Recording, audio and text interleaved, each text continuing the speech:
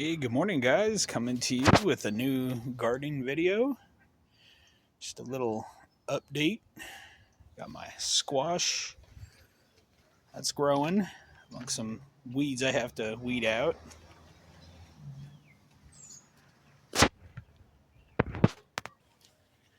Have my wife's cantaloupe here. That's what we decided just to put right here. Nothing else. Give it a chance to vine out.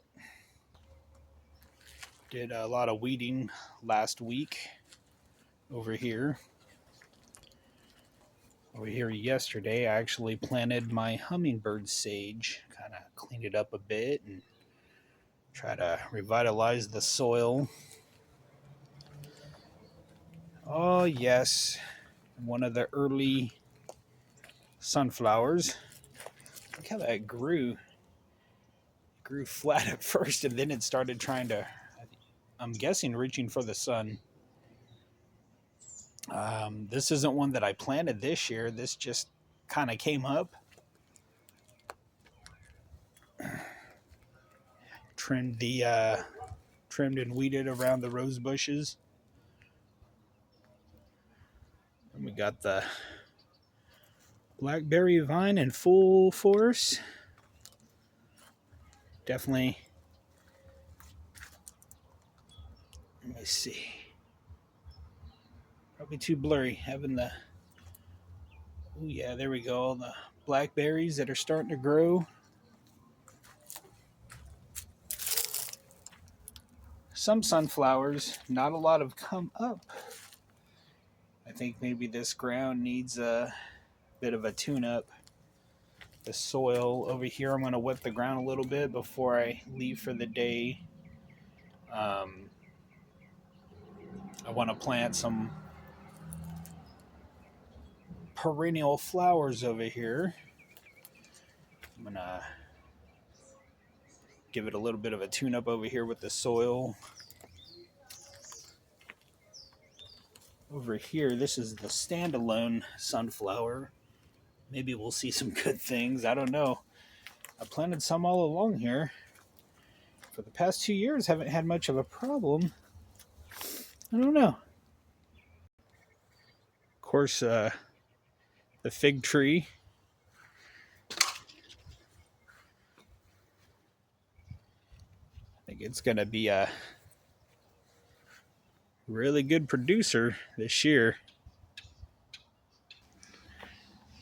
Of course, the mint and the Greek oregano.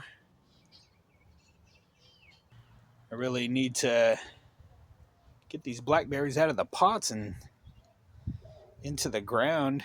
Oh, looks like that one's not doing so well. I think I left it in the pot for way too long. Looks like my sage is starting to, well, this is not the hummingbird sage, this is the common sage. May put it in a separate pot or start to thin it out. We'll see. And without further ado,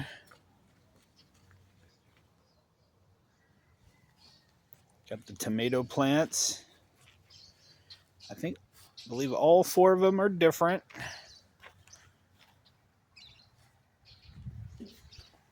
Shoot, man, I don't know where the other two are. The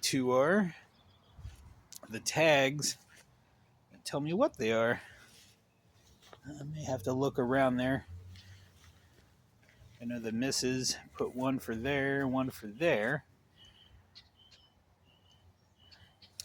But we used our compost that we had, every bit of it. We've pretty much been saving the last 2 years. Some squash right here. A pepper plant over there. Squash there. Corn, we're going to definitely have to thin out. This is our first year doing corn. Not too shabby. Like I said, we're going to need to thin it out so we can have room to grow. Then along here, sunflowers, I told my wife we should probably thin it out, and she said, you know what, we'll just let it grow. Just let it all grow together, see what happens. Survival of the fittest, I suppose.